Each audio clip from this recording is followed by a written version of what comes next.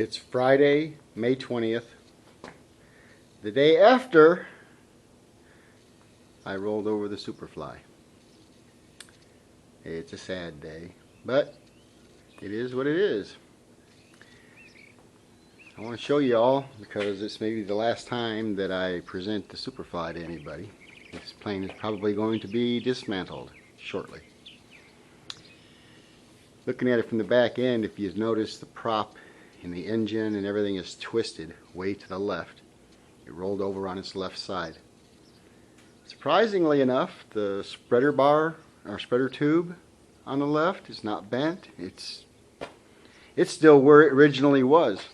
When it went over, the force from the thrust of the engine actually twisted the pylon. The engine plate, the tubes that support it. The pylon itself is not really twisted badly. It's just got a slight bend to it.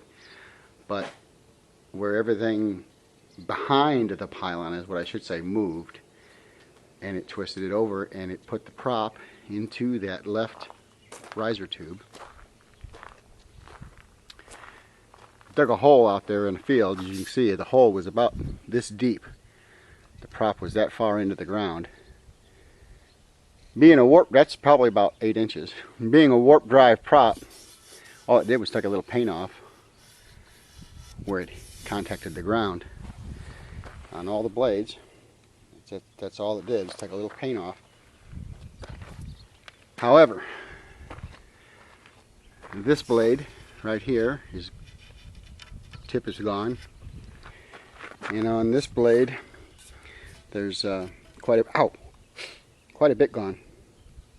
That was dumb. Put my finger on there. But there's probably 3/4 of an inch gone at this point, the leading edge of the blade, and maybe 1/4 of an inch gone at the trailing edge tip. So the prop's got to be repaired. But it would have been worse with any other type of prop, I believe. Where it actually made contact is right here. That's where the two blades touched. The one that's minorly damaged, I imagine, hit here, and the one that's gone hit here, which is way far forward from normal. It's nothing broke. I mean, no welds broke, no metal broke, which I'm surprised that it held together as well as it did. The pylon tube, as you can see there in front of the gas tank, it's fairly straight, still straight. The engine support tube behind it is straight. What bent like crazy is this support tube here. That's supposed to be straight, not bowed out like a bow and arrow. It's supposed to be straight, at least as straight as this one, which this one has got just a light bend to it, the opposite direction from the forces, I suppose. Other than that, this side is completely fine. There's nothing wrong with it. Nothing wrong with the front end of the plane. Even these little tiny stinking plastic wheels and tires, they held up fine. Of course, mud got jammed up inside of this tube, but that's no big deal. But I'm leery of it now, because if it'll twist like that just from doing a rollover and a mild, I mean, it was an easy pullover. It wasn't really a rollover, it was a pullover. The wing went off to the side and the wind caught it, and the wing pulled the plane over. So you call it whatever you want, roll over, pull over. Bottom line is, it went over, and the damage to the prop is minimal. You know, a couple $100 to fix that. The engine's not damaged, it never stopped running. I had to kill it with a kill switch. And the coolant system and everything else is fine. But, you know, I've been pursuing this stinking altitude record for so long now.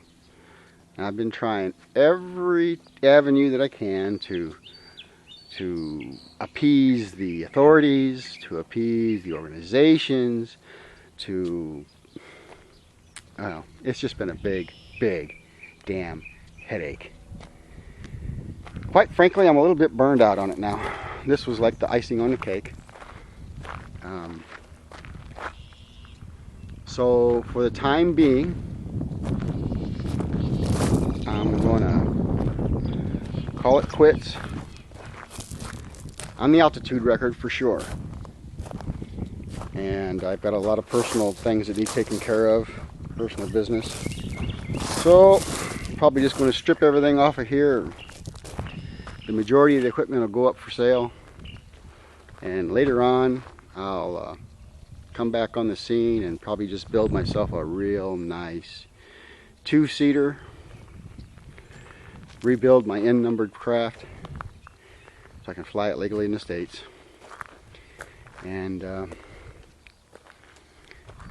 just enjoy flying, you know, again when I get back into it. It's a shame. It was a real good idea. I like it. It was going to work, but I'm leery of it. I'm leery of if that much damage happened on just a mild pullover, there's always that possibility that it could roll over at high speed and under a lot of power. It was just barely, the power was just barely on, and I was rolling at maybe 5-10 miles an hour tops. And not going to risk it. Not at this time. It's also financial reasons, you know. There's a financial risk, and I can't afford it. Plus, there's the risk of bodily injury. Can't afford that for sure. Not getting any younger. So, folks, that was the Superfly. And for now, anyway, Superfly is going to get taken apart, and that's it. Y'all have a good one.